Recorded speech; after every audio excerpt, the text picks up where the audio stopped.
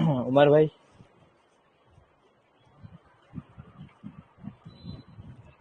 जी अस्सलाम वालेकुम। वालेकुम अस्सलाम। खैरियत? हाँ हाँ थोड़े बंदे आ जाना तो फिर स्टार्ट करता हूँ। हाँ हाँ 9:35 पे करो आराम से, 2 मिनट और होगा। ठीक है ठीक है।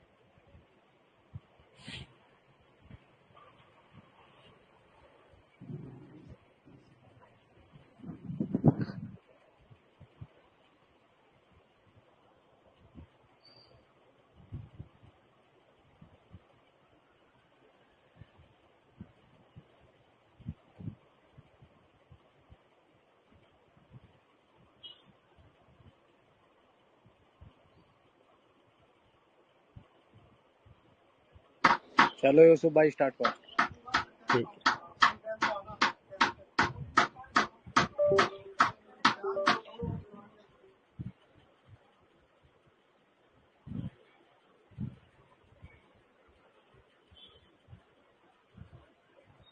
एक मिनट। हाँ,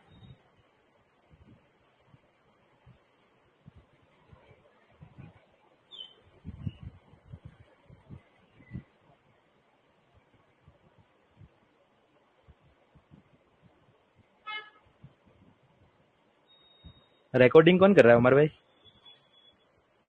हो रहा है, रिकॉर्डिंग हो रहा ठीक है, चलो स्टार्ट करता हूँ मैं।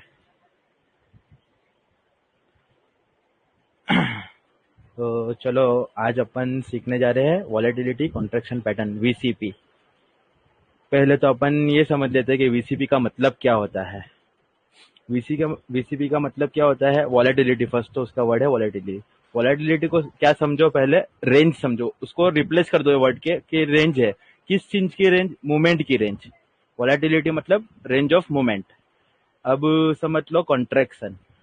कॉन्ट्रैक्शन मतलब टू रिड्यूस इन साइज, मतलब मूवमेंट की जो साइज रहती है वो छोटी होती है उसमें। देखो, ये जो रहती है वॉलेटिलिटी, ये रेंज ऑफ मूवमेंट है ये।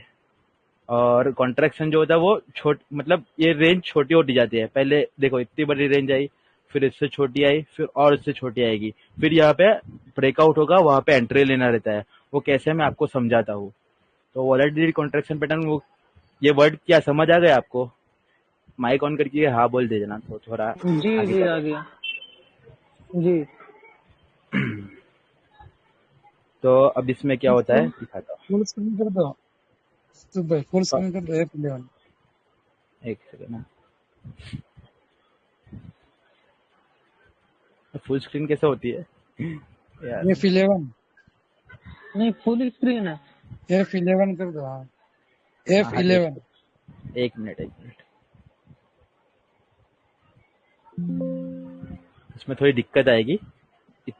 नहीं दिख रहा है क्या FN के स्क्रीन साथ पे? करो, अगर लैपटॉप है तो FN प्लस F11। है। F5 प्रेस कर दीजिए, हो जाएगा। ठीक है चलो। इसमें लेकिन ड्राइंग करना पड़ेगा ना, तो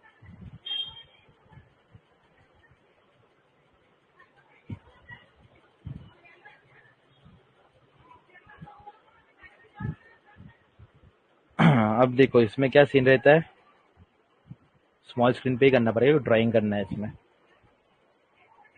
यहाँ पे देखो एक एग्जांपल है अपने को, वॉलेटिलिटी कॉन्ट्रैक्शन पैटर्न को कैसे मतलब चार्ट पे कैसे दिखता है वो। तो पहले देखो यहाँ पे सप्लाई आई, मतलब सप्लाई आई तो मार्केट गिरेगा, सप्लाई मतलब सेलिंग, बराबर। तो मार्केट यहाँ से यहाँ तक गिरी, फिर डिमांड आई हल्की सी तो पुल बैक हुआ, फिर वापस सेलिंग आई तो थोड़ा डाउन हो गया।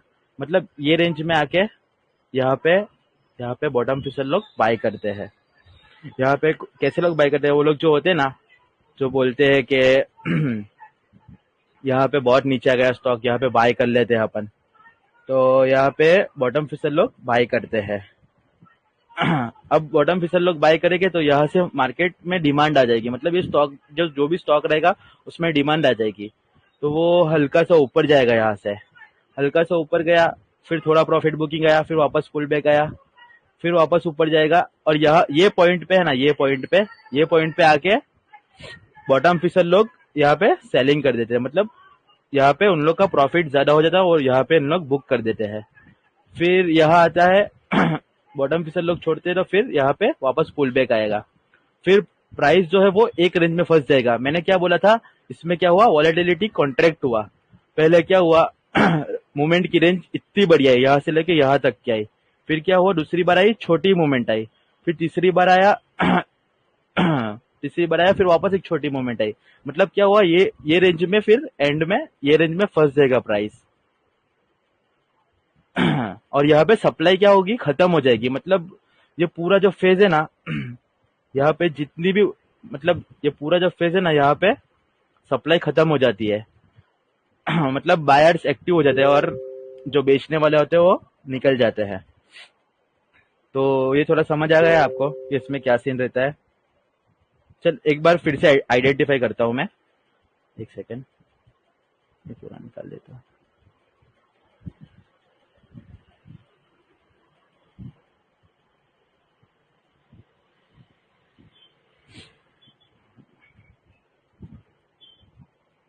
आप देखेंगे कि ये जो प्राइस की जो रेंज है,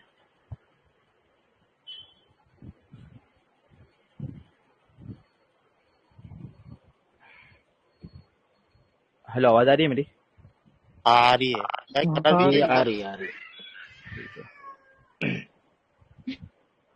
देखो जो पहले जो प्राइस की जो रेंज है वो पहले देखो कितनी बड़ी रेंज आई, यहाँ से लेके यहाँ तक, मतलब सप्लाई से लेके डिमांड तक आई प्राइस की जो रेंज है वो।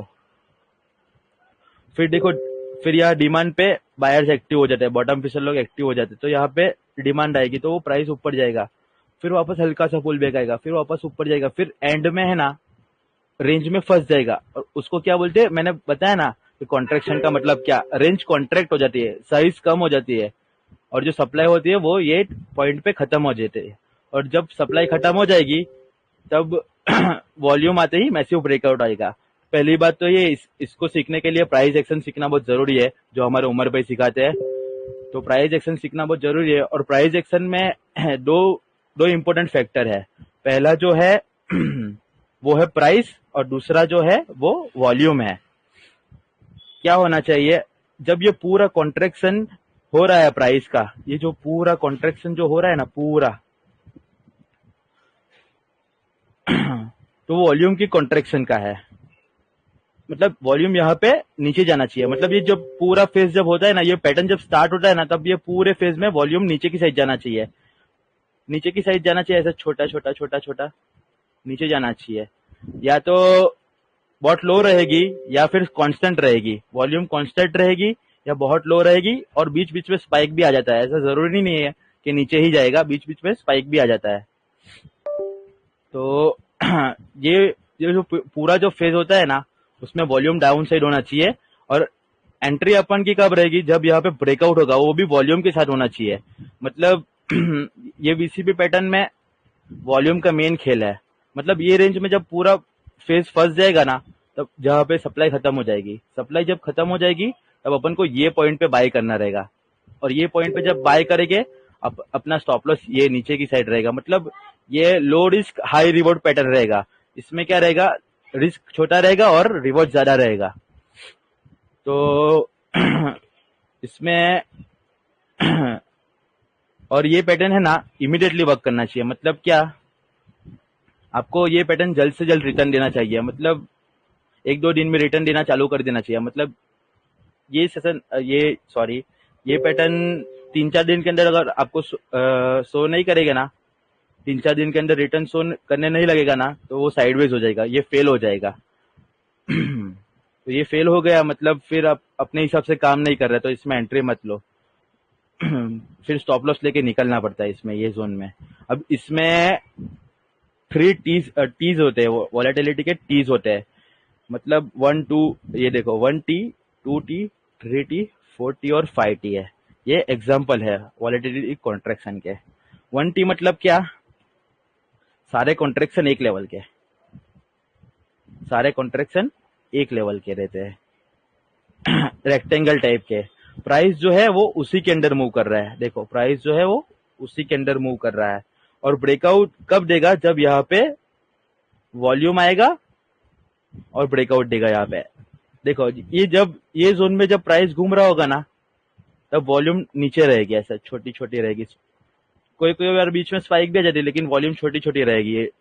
और मैसिव वॉल्यूम यहाँ पे आएगा, यहाँ पे वॉल्यूम आएगा और यहाँ पे ब्रेकआउट देगा, फिर वो 5-10% भाग जाएगा आराम से। वैसे ही 1T, 2T, 3T, 4T, 5T है। मतलब ये सेम ही है सब। इसमें खेल क्या है, वॉल्यूम नीचे जाना चाहिए और जब ब्रेकआउट होगा तब वॉल्यूम ज्यादा आएगा। वैसे ही जितने ज्यादा टी आएगी ना, उतना ज्यादा एक्यूमुलेशन किया होगा किसी बिग इन्वेस्टर ने। जैसे 5T है, उसमें क्या हुआ, ये पूरा जोन बड़े इन्वेस्टर ने एक्यूमुलेट किया है। ये पूरा जोन बड़े इन्वेस्टर ने एक्यूमुलेट किया है। अगर किसी अपन जैसे रिटेलर को किसी एक स्टॉक में डालना है तो वो एक बार में कर सकता है, लेकिन जो बड़ा इन्वेस्टर जो रहता है ना, उसको ऐसे फेसिस चाहिए कि वो बार बार अपनी बेस्ट पॉसिबल रेंज लेके ऊपर लेके जाए स्टॉक को। तो ये थोड़ा समझ आ गया आपको? अरे माइक ऑन करके बोलियो ना। बोलो भाई बोलो, जिसको समझ आया हो वो बताओ, जिसको नहीं आया हो तो वो चीज भी बोलो, तो फिर रिपीट होगा। हाँ ये आप थोड़ा चार्ट में समझाएंगे तो ज्यादा अच्छा रहेगा भाई। हाँ हाँ, इन द एंड में आपको एग्जांपल दिखाता हूँ। मेरे पास एग्जांपल है ट्रेडिंग व्यू में, मेरे एंट्री भी की है, वो हिसाब से मैं एग्जांपल दिखाता हूँ आपको। तो ये जो है वो पूरा टी है, ये वीसीबी का मेन है। ये जितना ज्यादा टी बनेगा ना, उतना ज्यादा फायदा होगा अपन को, उतना ज्यादा एक्यूमुलेट किया होगा किसी बिग इन्वेस्टर ने। मतलब किसी का माइक चालू है भाई 10 का कलर, आवाज नहीं आ रहा आपका, कट हो रहा है। 10 का कलर। सलाहुद्दीन भाई, आपकी आवाज बराबर आ नहीं रही है, प्रॉपर कट कट कर आ रही है। ब्रश नहीं दिख रहा है, थोड़ा वो कर देता, ठीक कर देता। भाई थोड़ा लेट ज्वाइन हुए तो एक बार थोड़ा सा रिपीट कर देना, समरी जैसा। हाँ ठीक है, समझा देता हूँ वापस। नहीं तो आपको रिकॉर्डिंग मिल जाएगा, मैं कंटिन्यू रखता हूँ, आपको रिकॉर्डिंग मिल जाएगा। यूसुफ भाई, एक 2-4 लफ्जों में कर दो उसको रिपीट, क्योंकि वो क्या है कि आगे की जो सारी चीजें आप जो समझा रहे रहोगे ना, तो वो उस पर हाँ डिपेंड करेगा। वो जिसको थोड़ा बहुत अगर समझ में बराबर नहीं आया रहेगा तो फिर वो तकलीफ होगी। 2-4 वर्ड में रिपीट कर दो उसको, मोटी मोटी बातें, बेसिकली ठीक है। किन किन चीजों की तरफ ध्यान देने का। एक्चुअली वीडियो रिकॉर्ड हो रहा है, वीडियो आप देख लेना बाद में, फिर मेरे को डीएम करके भी पूछ लेना, कोई दिक्कत नहीं है, मैं बता जी दूंगा जी, फिर। कोई बात नहीं, सजा करना। जी। अब ये 5T समझ आ गया, जिसको समझ नहीं आया वो मेरे को थोड़ा बता दो, तो फिर मैं आगे कंटिन्यू करता हूँ। जैसे अभी आपने कहा कि ये जो अपना वीसीपी रहता है वो इमीडिएटली हाँ काम करना चाहिए 2-3 डेज में। अगर जी, लेकिन अगर हम 5T की बात करें तो 5T में नंबर ऑफ डेज तो बढ़ जाएंगे, तो फिर क्या हम स्टॉप 5T में मतलब तो अपन की एंट्री तो यहाँ पे रहेगी ना, जब ब्रेकआउट देगा। स्टॉक ब्रेकआउट ही नहीं दे रहा तो अपन एंट्री कैसे लेंगे? ओके ओके ओके अपन को ये जोन के ऊपर बाय करना है ना, यहाँ पे बाय करना है ना, और अपना स्टॉप लॉस जो रहेगा वो स्विंग लो रहेगा। जब ब्रेकआउट आएगा ना, तब वॉल्यूम ज्यादा रहती है। अब टाइम मैं आपको सब समझा देता हूँ चार्ट के ऊपर, अभी मैं थोड़ा कंटिन्यू करता हूँ। अभी 5 मेन पॉइंट है वीसीपी के लिए। पहला जो है वो स्ट्रॉन्ग अंडरलाइन डिमांड मतलब एक डिमांड आएगी, मैं पूरा अपने पास वो है, ये 5 पॉइंट इंपॉर्टेंट है। पहला है स्ट्रॉन्ग अंडरलाइन डिमांड, दूसरा है recent overbought supply pressure, third diminishing supply character, fourth है डिक्रीजिंग वॉलेटिलिटी और फिफ्थ है एक्सप्लोजिव ब्रेकआउट। अभी इसमें देखो फर्स्ट पॉइंट अपना क्या है, स्ट्रॉन्ग अंडरलाइन डिमांड। मतलब ये जब पैटर्न स्टार्ट होता है ना, तब वॉल्यूम की स्पाइक बहुत ज्यादा रहती है। मतलब वॉल्यूम है ना, वॉल्यूम बहुत इंक्रीज हुआ होगा और जो स्टॉक जो रहेगा ना, वो बिना किसी पुल बैक के बहुत सब भाग जाता है। देखो एग्जांपल में है, इसमें 5 रुपए का स्टॉक 18 रुपए तक भाग गया, यहाँ से लेके यहाँ तक। तो ये क्या हुआ, अपने लिए एक स्ट्रॉन्ग अंडरलाइन डिमांड रही और उसमें वॉल्यूम स्पाइक करेगा। देखो ये कितना वॉल्यूम है, ये जब भागा बिना किसी सिग्निफिकेंट पुल बैक के वो इतना सब भाग गया। मतलब इसमें ये पैटर्न जब स्टार्ट होता है तब ऐसे ही भागता है, तो ये बिना किसी सिग्निफिकेंट पुल बैक के इतना भाग गया। तो अभी इसमें दूसरा पॉइंट क्या है अपना, ओवरबॉट सप्लाई। तो इतना भाग गया तो सप्लाई आना जरूरी है, तो ये पॉइंट पर अपना रेजिस्टेंस है, तो यहाँ से सप्लाई आएगा। तो सप्लाई आया, पहली बार आया जब वो क्या हुआ 31% ड्रॉप हो गया पहली बार जब स्टॉक आया वो 31% ड्रॉप हुआ, फिर वापस हल्का सा पुल बैक आया, फिर दूसरी बार जब आया वो 17% ड्रॉप हुआ। मतलब क्या हुआ, थर्ड पॉइंट भी आ गया इसमें। पहला जो है वो है अपना क्या है, स्ट्रॉन्ग अंडरलाइन डिमांड, मतलब वो ऐसे ही भागता गया। फिर ओवरबॉट सप्लाई आ गई, मतलब ड्रॉप हुआ 31%। फिर तीसरा पॉइंट क्या है अपना, डिमिनिशिंग सप्लाई। मतलब क्या, डिमिनिशिंग सप्लाई मतलब घटती हुई सप्लाई। पहली बार जब सप्लाई आई वो 31% की आई, दूसरी बार जब आई वो 17% की आई, फिर तीसरी बार जब आया वो 8% की सप्लाई आई, और चौथी बार में वो फिर एक रेंज में फंस गया, फिर 3% की सप्लाई आई। और ये रेंज में जब फंस जाता है ना, तब अपन को स्टॉक पे नजर रखना पड़ता है। इसके लिए अपने को स्टॉक्स को वॉच करना पड़ेगा। स्टॉक मतलब सिलेक्ट करके थोड़े दिन रखना पड़ेगा, उसको वॉच में डालना पड़ेगा, फिर उसमें एंट्री निकलेगी। और देखो ये जब भी इतना सब फेज आया तब क्या हुआ, वॉल्यूम ड्राई रही, पूरी ड्राई रही, बीच में स्पाइक आया, लेकिन ओवरऑल ट्रेंड जो है वो डाउन में रहा तो ये ऐसे, ये 4 पॉइंट मैंने 3 पॉइंट समझाया अभी। पहला तो क्या, स्ट्रॉन्ग अंडरलाइन डिमांड, फिर दूसरा क्या, ओवरबॉट सप्लाई, फिर तीसरा डिमिनिशिंग सप्लाई, मतलब क्या, घटती हुई सप्लाई। और अपना चौथा पॉइंट क्या है, डिक्रीजिंग वॉलेटिलिटी। मतलब क्या हुआ, रेंज की वॉलेटिलिटी को मैंने क्या बोला, रिप्लेस करो रेंज की तरह। तो रेंज क्या हुआ, घटती गई। पहली बार जब रेंज आई 31% की आई, फिर दूसरी बार आई 17% की आई, मतलब रेंज की मूवमेंट जो है वो घटती गई। तो ऐसे देखो 3 कप स्टेप बने, 4 कप बन गए इसमें। तो क्या हुआ, डिक्रीजिंग वॉलेटिलिटी, मतलब वॉलेटिलिटी डिक्रीज हो गई और सप्लाई खत्म हो गई। तो फिर ये जोन में आके वॉल्यूम, ये जब पूरा चलता है तब, स्टार्टिंग में जब चलता है तब वॉल्यूम बहुत ज्यादा रहती है, फिर बीच में ड्राई हो जाएगी। देखो पूरी ड्राई हो गई यहाँ पे। और अपने को एंट्री कब लेना है, जब यहाँ पे एक फेज में फंस जाता है, प्राइस पूरा एक फेज में फंस जाता है यहाँ पे। तो जब ये प्राइस एक रेंज में फंस जाता है ना, तब वॉल्यूम ड्राई रहता है, और फिर ब्रेकआउट आएगा ना, तब मैसिव वॉल्यूम आएगी यहाँ पे। इसमें चार्ट में है नहीं, मैं चार्ट में आपको दिखाता हूँ। तब यहाँ पे मैसिव वॉल्यूम आएगी और मैसिव वॉल्यूम के साथ अपना ब्रेकआउट होगा। और अपना स्टॉप लॉस क्या रहेगा वो भी दिखाता हूँ मैं आपको, कि स्टॉप लॉस कैसे रखना है। इसमें स्टॉप लॉस रखना है, देखो ये 3% की सप्लाई, इसका लो रख देने का, मतलब स्विंग लो जो 1 2 T 2 T 3 T 4 T है ना, तो जैसे ऐसे टी बनेगा ना, ऐसे ऐसे ऊपर जाएगा, तो ये जो स्विंग जो लो रहता है ना, उसका वो क्या रहता है, वो स्टॉप लॉस रहता है अपना। तो वो हिसाब से अपने को काम करना है और ये पैटर्न मैंने बोला ना, इमीडिएटली वर्क करता है। तो इसमें कोई डाउट हो तो मुझे बताओ, फिर मैं चार्ट पे एग्जांपल दिखाता हूँ आपको।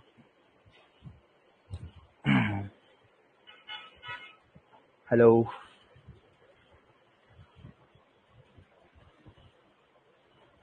हेलो, आवाज आ रही है मेरी? एकदम आ रही है। आ रही है। हाँ, तो आपको कोई डाउट हो इसमें तो पूछो मुझे। लेट ज्वाइन करा भाई, इसलिए मुझे भी कुछ ये नहीं, अभी भी ज्वाइन किया।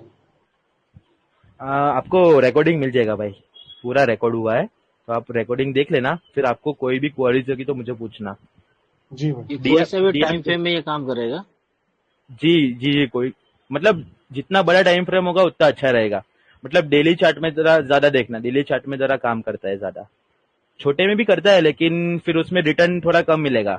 जितना बड़ा टाइम फ्रेम उतना बड़ा रिटर्न मिलेगा।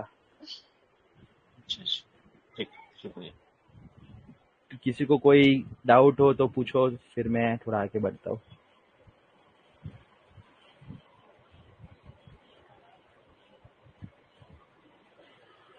चलो तो फिर मैं आगे बढ़ता हूँ।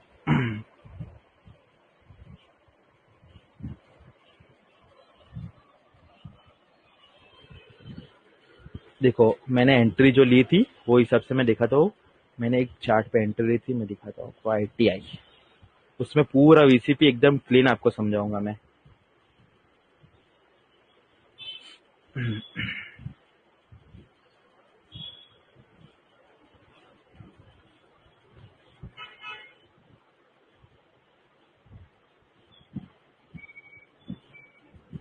देखो, ITI के चार्ट में क्या हुआ था, मैं पूरे 5 पॉइंट जो है ना वो इसमें कवर कर लेता हूँ इजीली।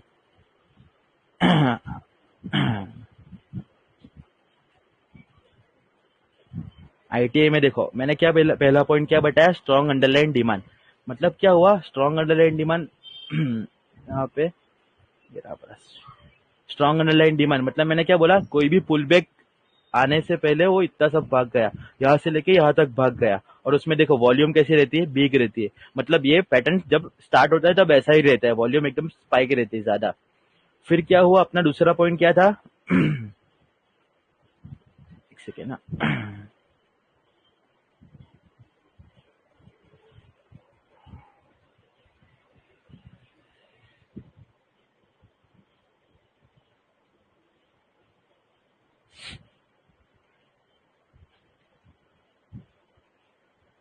देखो, मैंने क्या बताया, पहला पॉइंट अपना स्ट्रॉन्ग अंडरलाइन डिमांड।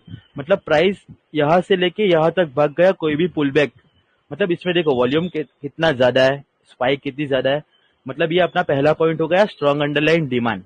फिर दूसरा जो है वो ओवरबॉट सप्लाई। मतलब अभी इतना सब भाग गया तो सप्लाई आया। पहली बार जो सप्लाई आया वो कितने परसेंट का आया, यहाँ से लेके यहाँ तक आया, नीचे तक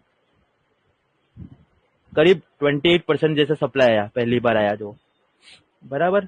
फिर वापस हल्का सा पुल बैक हुआ, मतलब ये रेंज तक सप्लाई में ही था, यहाँ से लेके यहाँ तक सप्लाई जोन में ही था। फिर हल्का सा पुल बैक आया, बराबर।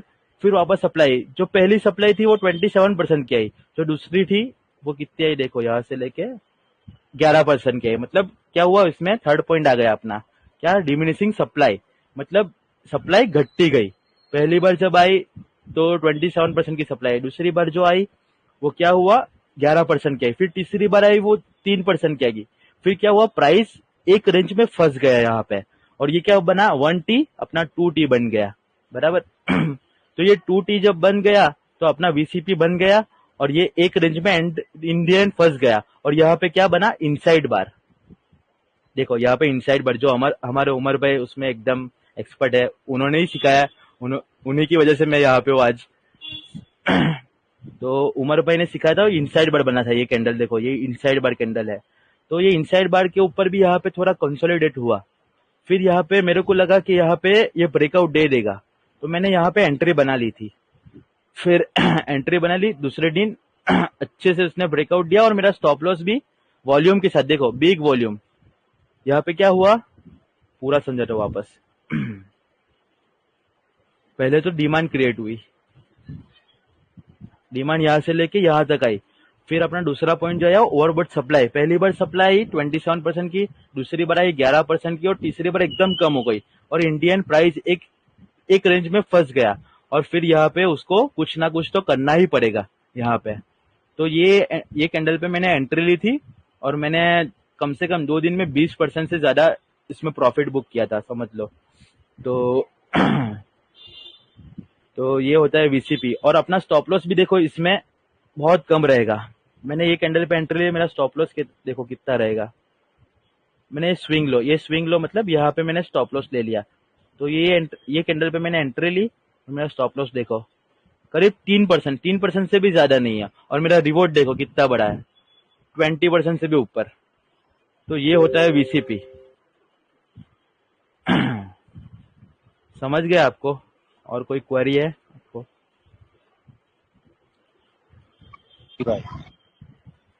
किसी को कुछ पूछना है तो, कोई डाउट्स आपके? कभी कभी ऐसा भी होता है कि पैटर्न बन गया और बिना वॉल्यूम की भी भाग जाता है, मैंने ऑब्जर्व किया है बहुत बार। लेकिन जितना वॉल्यूम की गेम है, पूरा प्राइस एक्शन और वॉल्यूम दो चीज मेन है। जो प्राइस एक्शन का ही थियरी है वो भी, मतलब प्राइस एक्शन सीखना पहले तो मेन बात है। तो अपन स्ट्रेंथ ऑफ उमा की यूट्यूब चैनल है, उसपे उमर भाई ने प्राइस एक्शन के जो सेशन लिए थे उसको वीडियो भी है, तुम देखो। प्राइस एक्शन पहले सीखो, फिर बीसीपी सीखो। प्राइस एक्शन एक बार सीख जाएगा, बीसीपी एकदम इजी पैटर्न है, बोलने में टफ है लेकिन इजी है एकदम। और रिस्क बीसीपी मैनेजमेंट के साथ श्योर काम। है सर कि ये आगे ऊपर जाएगा ये? हाँ हाँ श्योर रहता है, फेल भी होता है, ऐसा जरूरी नहीं है। मार्केट की कंडीशन वीक रहती है तो फेल हो जाता है, इसके लिए तो स्टॉप लॉस भी रखते हैं ना अपन। स्टॉप लॉस का मेन काम है, कोई भी स्टॉक लो तुम स्टॉप लॉस के बिना काम मत करना, वरना तुम 10 ट्रेड लोगे, 10 सक्सेस भी हो जाएगी तो एक ट्रेड ऐसी आ जाएगी जो 10 प्रॉफिट है ना वो पूरा खा जाएगी। लॉस कर देगा। हाँ, इसीलिए रिस्क मैनेजमेंट और वो भी सब फॉलो करो। सर इन होने का तो आपने बता दिया, आउट जी। कब होना चाहिए? आउट अपना टारगेट रहता है ना कि 3% का स्टॉप लॉस रहता है, तो 5, 7, 10% लेके निकलो। और समझ लो कि तुम्हारा 3% का स्टॉप लॉस है, तुम 5% का टारगेट रख रहे हो, बराबर। तो 5% के ऊपर जाता है तो जाने दो, स्टॉप लॉस ट्रेल करो। 5% के ऊपर 6% हुआ, फिर स्टॉप लॉस ट्रेल करो, मतलब प्रॉफिट बुक करते चलो। और मैं प्रोबेबली है ना बड़ी कैंडल पे, मैं ब्रेकआउट से पहले बैठता हूँ, और प्रोबेबली है ना जो बड़ी कैंडल रहती है उस पे मैं बुक करता हूँ हमेशा। तो यही होता है बीसीपी।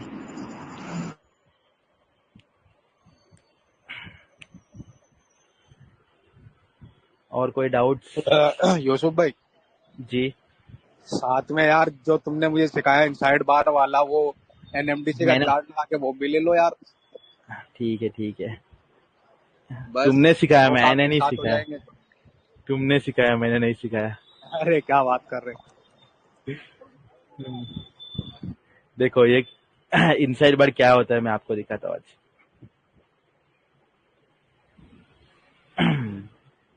देखो ये इनसाइड बार कैंडल बोलते हैं, इसमें एकदम जूम करके दिखाता हूँ आपको।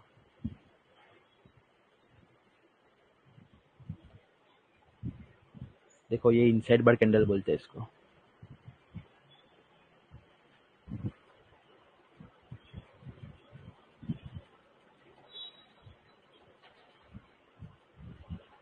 इसको इनसाइड बार कैंडल बोलेंगे, और ये वर्क करता है, इसकी एक्यूरेसी ज्यादा है, मैंने बहुत बार एंट्री भी ली है।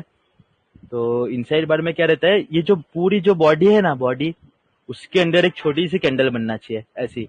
देखो ये पूरी जो बॉडी है ना उसके अंदर छोटी सी, मतलब ऐसा नहीं कि इसके ऊपर वीक चला गया तो चलेगा, इसके नीचे वीक चला गया चलेगा, बॉडी के अंदर ही रहना चाहिए हमेशा। ये जो पूरी जो बॉडी है ना उसके अंदर एक छोटा कैंडल बनना चाहिए, उसको इनसाइड बार बोलते हैं। तो और इनसाइड बार के ब्रेकआउट पे, मतलब बीचों बीच हो तभी बोलते हैं। हाँ बीच में होना चाहिए, मतलब कैंडल के अंदर होना चाहिए। अभी बीच में हो या नहीं हो चलेगा, लेकिन कैंडल के अंदर होना चाहिए। जो बॉडी के अंदर ही बॉडी रहना चाहिए, वीक ऊपर रहेगी चलेगा। ग्रीन या रेड कोई भी कलर का कैंडल चलेगा? हाँ चलेगा, कोई भी कैंडल चलेगा। Like angle fin. Sorry, like angle fin candle क्या मैं पूछ रही हूँ? हाँ मतलब ये जो पूरी जो बॉडी रहती है ना कैंडल की, उसके अंदर ही रहना चाहिए। ये उमर भाई ने सिखाया था, उमर भाई आपको बहुत अच्छे से सिखाएंगे। उमर भाई आपको, उमर भाई एंट्री भाई उसके ब्रेकआउट के बाद लेना है क्या, उसको क्रॉस करने के बाद? हाँ इसके क्रॉस करने के बाद ब्रेकआउट रहेगा, और इसके नीचे स्टॉप लॉस रहेगा। ये जो लोअर वीक जो रहती है ना इनसाइड बार की, उसके नीचे स्टॉप लॉस रहेगा। मतलब देखो इसमें एंट्री कहाँ पे बनी थी, 205.70 पे एंट्री बनी थी, ये इसके ऊपर बराबर, और इसका स्टॉप लॉस रहेगा 198 या है 190.76 कर देना, मतलब 1-2 पॉइंट ऊपर नीचे कर देना। मतलब देखो उसमें भी क्या सीन हुआ, एक सेकेंड, इसमें भी स्टॉप लॉस देखो, यहाँ से लेके तुम गिनो यहाँ तक, तो स्टॉप लॉस देखो करीब 3% का रहा स्टॉप लॉस, और टारगेट तो देखो डाउन ट्रेंड में बना था, मतलब टारगेट देखो कितना भागा। मैंने ग्रुप में चार्ट भी डाला था इसका, यहाँ से लेके यहाँ तक 30%। इनसाइड बार ब्रेकआउट के बाद 30% भागा है चार्ट। तो इनसाइड बार भी ऐसे वर्क करता है, मतलब एक बॉडी के अंदर एक छोटी बॉडी बनना चाहिए, वीक बाहर नहीं होना चाहिए, वीक भी अंदर ही रहना चाहिए। मतलब ये जो वीक रहती है ना मर्डर कैंडल, ये मर्डर कैंडल की जो वीक रहती है ना, उसकी टच रहेगी तो चलेगा, लेकिन इसके ऊपर नीचे हो जाएगा तो नहीं चलेगा। इनसाइड बार ऐसे वर्क करता है।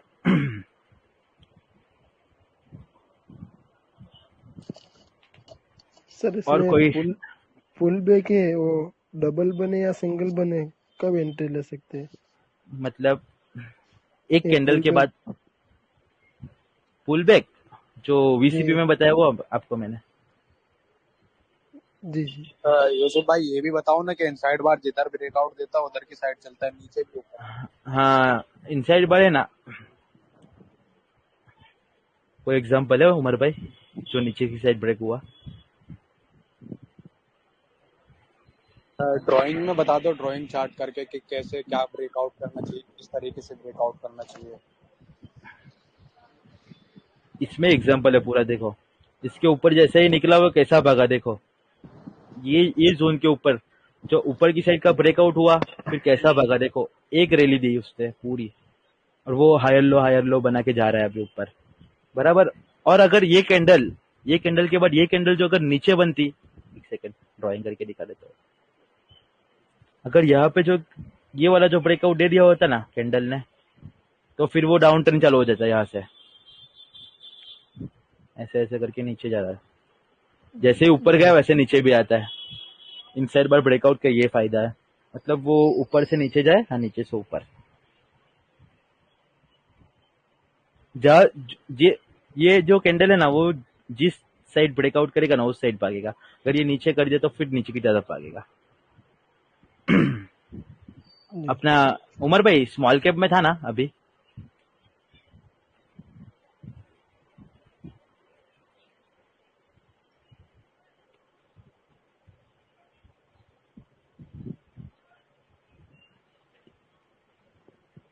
हाँ देखो यहाँ पे है,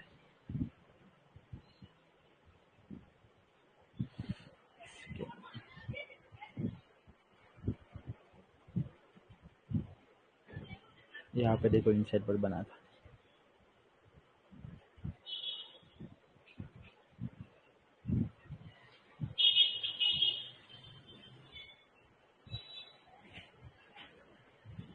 ये देखो ये इनसाइड पर बना था, इसका ये साइड का ब्रेकआउट हो गया, तो ये देखो स्मॉल कैप कैसा गिरा, और अपने यहाँ पे अपने स्टॉक लाल हो गए। ये इनसाइड पर ब्रेकआउट हो गया, यहाँ पे देखो कैसे ब्रेकआउट हुआ। देखो अगर ये जोन जो अगर ब्रेकआउट कर लेता वो, तो वो ऊपर की तरफ भागता, लेकिन ये यहाँ से आया, कैप अप ओपन हुआ, फिर वापस इसने ब्रेक डाउन दे दिया, फिर देखो क्या हाल हुआ। इनसाइड पर ब्रेक डाउन के बाद कितना % ड्रॉप हो गया, देखो यहाँ से लेके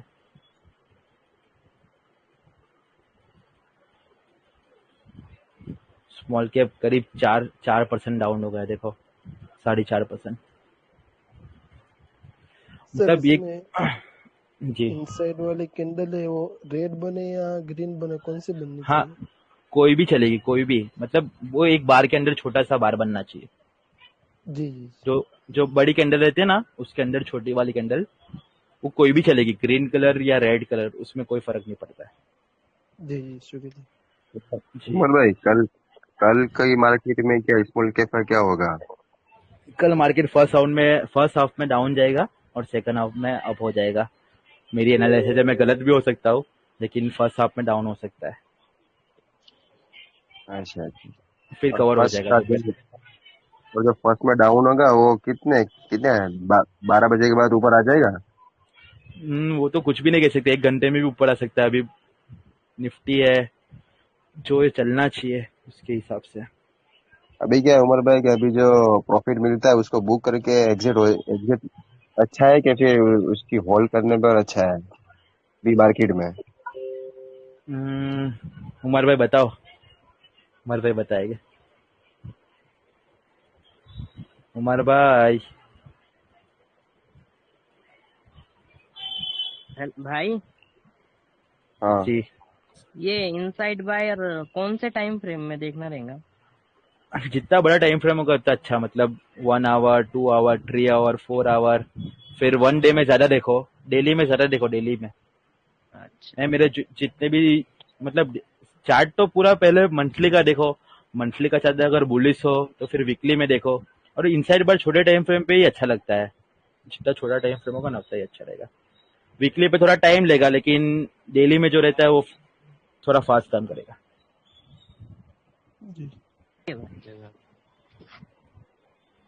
ये क्या पूछ रहे थे? कल मार्केट, कल मार्केट देखो भाई, मुझे बुलिश रहने की उम्मीद है सेकंड हाफ के बाद। मैंने भी वही बोला। यहाँ पे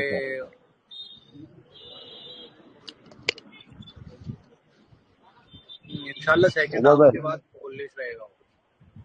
अभी क्या है कि अभी जो स्टॉक में प्रॉफिट मिलता है उसको हम बुक करके क्या करें, उसको हम बुक करके एग्जिट हो जाए कि फिर होल्ड ही करें? उमर भाई कितने बजे चालू रहेगा मार्केट अच्छी तरह? सेकंड हाफ स्टार्ट होता भाई 12 बजे के बाद, 12:15। अच्छा हाँ, 3.5 घंटे जी के दो जी हाफ, सॉरी, हाँ 12, 12:15 के बाद सेकंड हाफ स्टार्ट।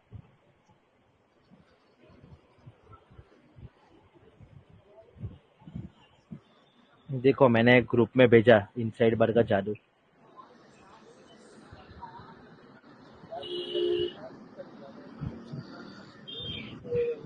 ये चार्ट मैंने डाला था।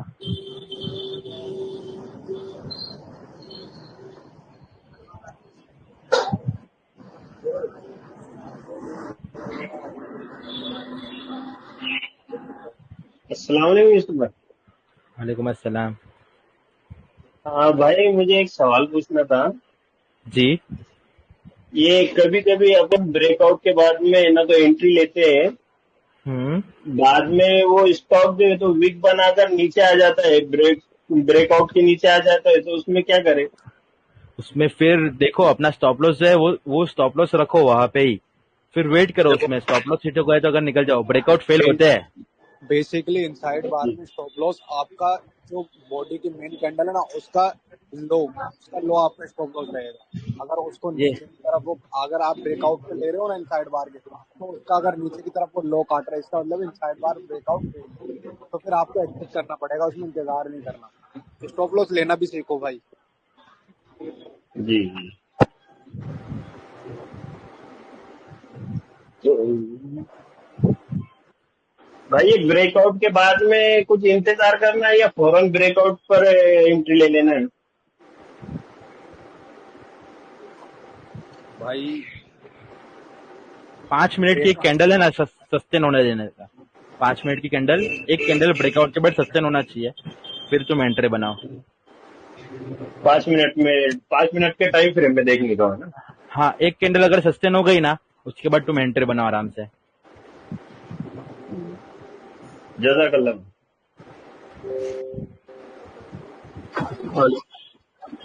जी भाई ये इनसाइड बार की साइकोलॉजी क्या है, मतलब इसमें बायर्स एक्टिव है या सेलर है, मतलब इस कैसे समझूं? उमर भाई प्रॉपर मेरे को सेशन लेना पड़ेगा, इनसाइड बार पे एक सेशन ले लेंगे जल्दी। जी जी उमर भाई सेशन बनाओ।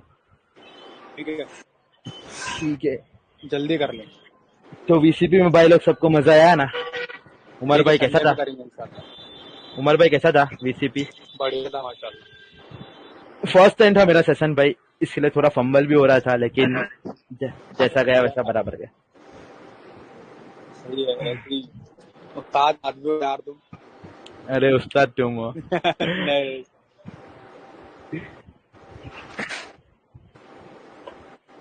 ठीक है, तो चलो मैं एंड करता हूँ। जज़ाकल्लाह सब लोग को, शुक्रिया उमर भाई। बहुत बढ़िया सिस्टम है। जज़ाकल्लाह।